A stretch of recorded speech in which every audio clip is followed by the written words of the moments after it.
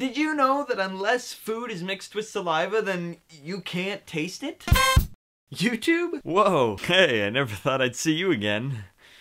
No, I haven't taken your car or married your ex-wife or anything. Why do you ask? Was that too far? I think that was a little too far. Anyway, so for those of you who follow me on Twitter or Facebook or Tumblr or anything, you know that I was planning on doing a video in September, and that this is probably the only video I'm going to be doing for a while. And this is because I'm going to be leaving for a program called YWAM in about a week and a half-ish. And that program's gonna last about 6 months. And it involves a lot of traveling, so what I'm gonna try and do is film it and post it for you guys to see.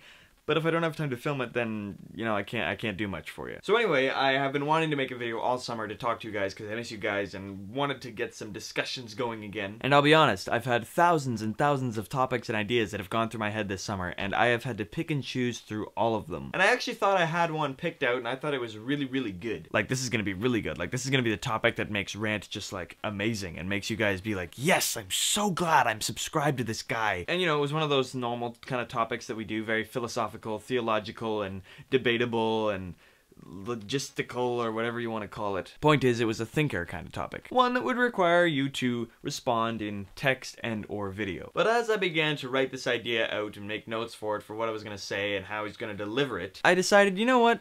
We talk about this kind of stuff way too much. And really, I think we're wasting our time when we do it. I mean, yes, it's great to talk about the things that we talk about, but I think we spend too much time doing so. And like I said, yes, it's great to do that, but in the end, it can really be viewed as a waste of valuable time. And it even says in Ecclesiastes, there is no end to the making of many books, and much study wearies the body. And so in light of that, I decided to tell you a little story about something I've been doing lately, and see if you guys might want to try it out for yourself. Thinking and discussing is great, but it's useless if you don't put it to work. So anyway, here's my story. How many of you guys drive cars? I'm guessing a good chunk of you, or if you don't drive a car, then I know your parents drive a car. And how many of you know that at gas pumps today, you can do this thing where you pay at the pump? You know, you stick your card in before you even pump any gas, you set the amount you want to pay, and you pay that, and then you get your gas that you paid for. There's pretty much no human interaction at all. Actually, there is no human interaction at all. You interact with a pump that has buttons and numbers and lights and letters and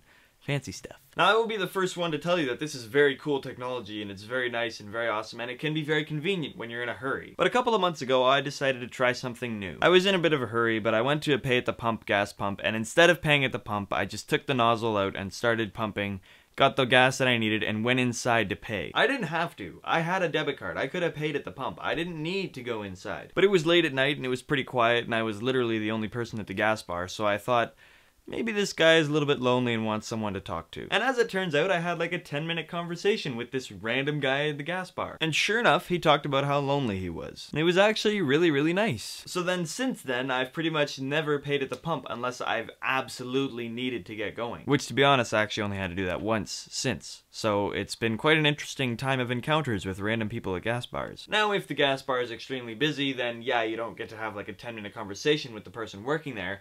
But you do get to smile and say hello in a very polite, friendly way. And seeing as every single person in the world who owns a car has to go to a gas bar, I'm sure people who work at gas bars experience all different kinds of personalities and attitudes and moods. So when they have some random friendly person come in and be polite to them, I can only imagine that it would brighten their day. I know that when I worked at Tim Hortons, I always absolutely loved having a very friendly person come in, and if it was late, they would have a nice chat with me, and you just appreciate stuff like that when you're on the job. It's a nice relief from the boring routine of what you do. This is something that gets so overlooked, especially in our busy world of today, where we're just like, we gotta go, we gotta get stuff done. The only people we talk to are the people that live in our house. Or some of the people that we go to school with, like our very close friends. We don't branch out and just be friendly to all these people who really aren't dangerous people. They just aren't people that we seem to care about for whatever reason. And yes, there's a chance that they could be very grumpy and don't want to talk at all and want you to leave so that they can hurry up with their shift. But 9 times out of 10, I find that the people are always willing to talk and are always very happy to have someone to talk to. Someone who sees them as more than just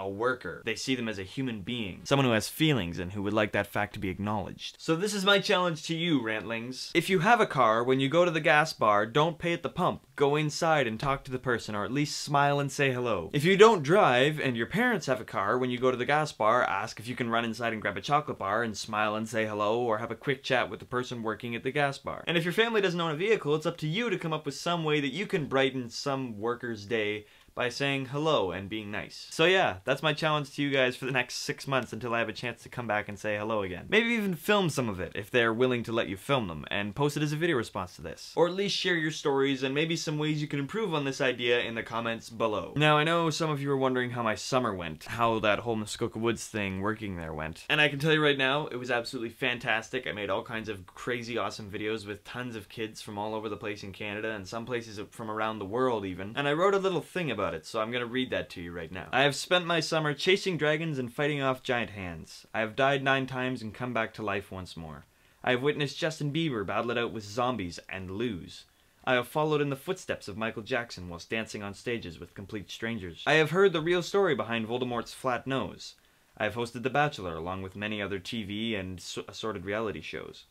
I have witnessed justice being brought about by a rubber duck, and I've learned that the true meaning of life is cookies. There's more to that story, and I'm probably going to post the rest of it in my blog, which will be in the bar, wherever it is beside me, below me, around me, or above me. And I recommend that you check that out whenever I get around to posting it, because I was going to post it yesterday, but then I just got playing video games and didn't do anything. Hero of the Week!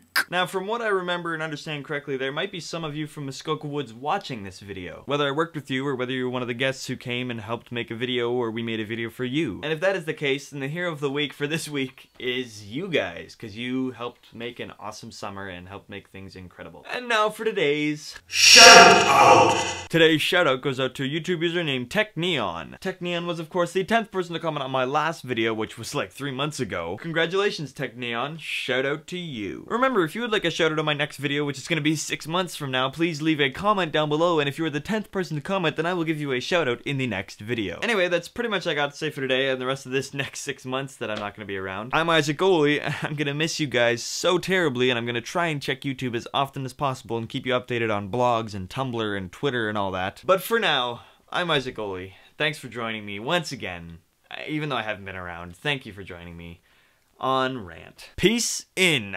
Comment and subscribe, comment and subscribe, comment and subscribe, and maybe favorite too.